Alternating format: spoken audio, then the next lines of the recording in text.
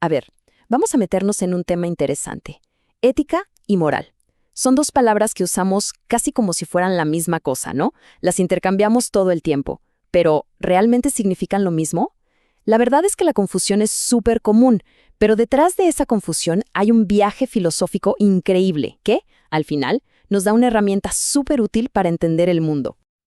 Y es que, piénsenlo, hablamos de la moral de una persona o de la ética profesional de alguien.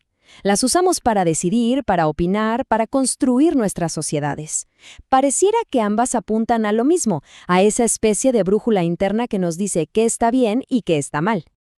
Bueno, esta es la pregunta clave de todo este análisis, porque aunque en una charla de café las usemos sin distinción, en el mundo de las ideas la diferencia entre ética y moral es una de las más importantes que hay. Y para cachar bien esa diferencia tenemos que hacer un viaje al origen de las palabras. Y aquí es donde la cosa se pone curiosa, porque miren esto.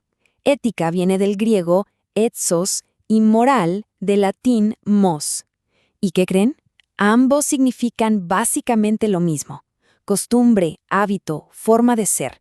De hecho, los romanos, como Cicerón, lo que hicieron fue traducir el concepto griego. Entonces, si en su raíz son casi idénticas, ¿de dónde salió la diferencia que usamos hoy? Pues la respuesta no está en el diccionario, está en la historia de la filosofía. Vamos a empezar con los griegos, y en especial con un genio, Aristóteles. Para él, la ética no era para nada una lista de reglas que venían de afuera. No, era algo mucho más práctico, más personal. Era literalmente el arte de forjar un buen carácter para poder vivir una vida plena, una vida que valga la pena. Aristóteles lo veía casi como un entrenamiento, como el de un artesano que perfecciona su obra. Todo arranca con lo que hacemos, con nuestras acciones. Si repetimos actos de valentía, pues nos volvemos valientes. Esas acciones, una y otra vez, se convierten en hábitos, en una segunda naturaleza que él llamó exis. Esos buenos hábitos van construyendo un carácter virtuoso, una arete.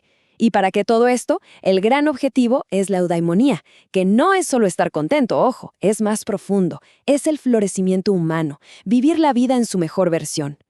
La ética para él se construía de adentro hacia afuera.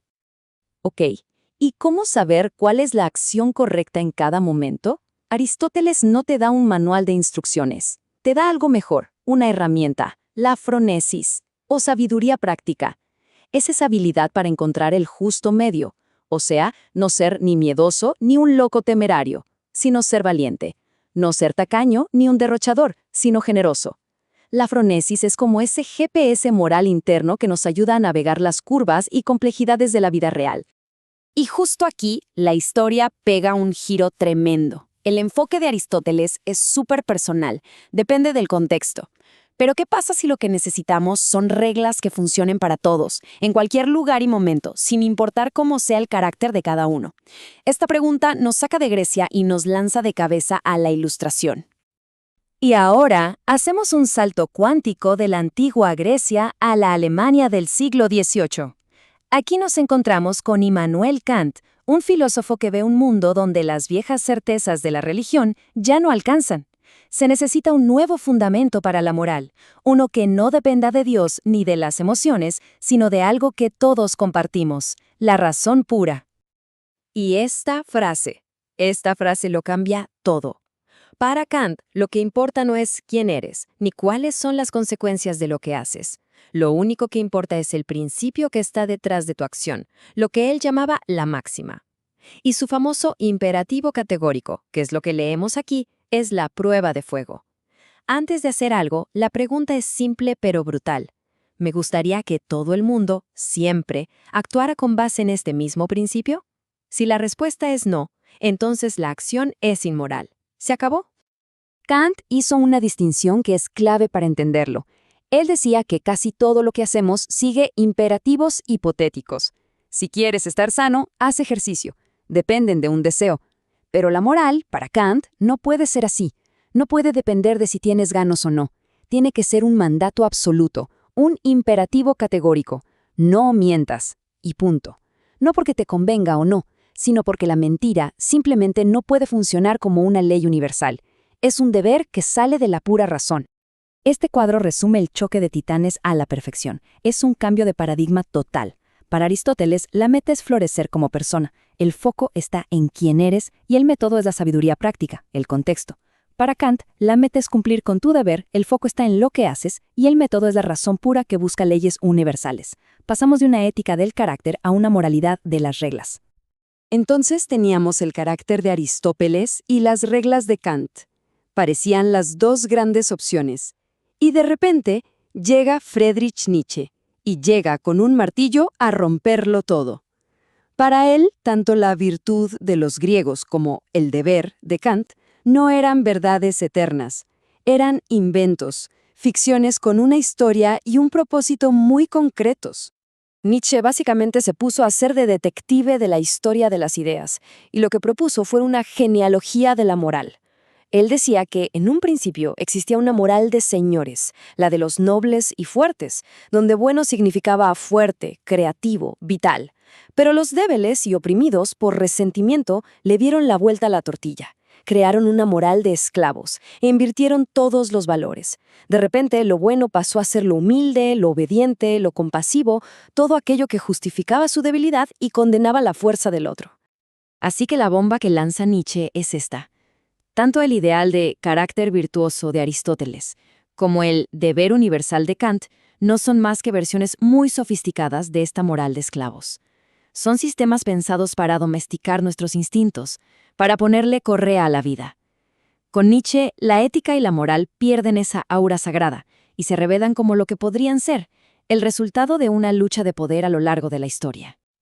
Bueno, todo este viaje por Aristóteles, Kant y Nietzsche no es solo para culturetas. Nos acaba de dar exactamente las herramientas que necesitábamos para, por fin, hacer esa distinción clave entre ética y moral, que se usa hoy. Hoy, en la filosofía contemporánea, cuando hablamos de moral, nos referimos a las normas, costumbres y valores que ya existen en una sociedad. Es el código que está vigente, las reglas del juego que una comunidad da por buenas. Es, digamos, el ¿qué hay? ¿Qué valora esta cultura? ¿Qué prohíbe esta otra? Es descriptiva. ¿Y la ética? La ética es otra cosa. Es la disciplina filosófica que se para un paso atrás, mira esa moral que ya existe y empieza a hacer preguntas incómodas. La ética no pregunta qué hacemos, sino que pregunta por qué lo hacemos. ¿Está bien lo que hacemos? ¿Deberíamos hacerlo de otra forma? La ética es la reflexión crítica sobre la moral.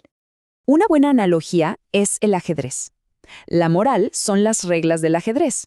El caballo se mueve en L, el alfil en diagonal. La ética, en cambio, es la que se pregunta, oye, ¿y por qué el caballo se mueve así?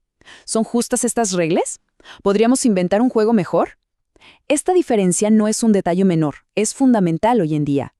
Es la que nos permite tener debates serios sobre bioética, sobre los límites de la inteligencia artificial o sobre justicia social. Nos permite separar lo que se hace de lo que se debería hacer. Y así volvemos al presente, pero ahora con una herramienta de pensamiento mucho más potente. La próxima vez que escuchemos ética y moral, sabremos que no son lo mismo. Una describe el mapa del territorio moral en el que vivimos. La otra nos desafía a preguntarnos si ese mapa es el correcto o si necesitamos dibujar uno nuevo. Así que la pregunta final es para pensarla. ¿Qué costumbre, qué regla, qué valor que aceptamos como normal en nuestro mundo está pidiendo a gritos una revisión ética urgente?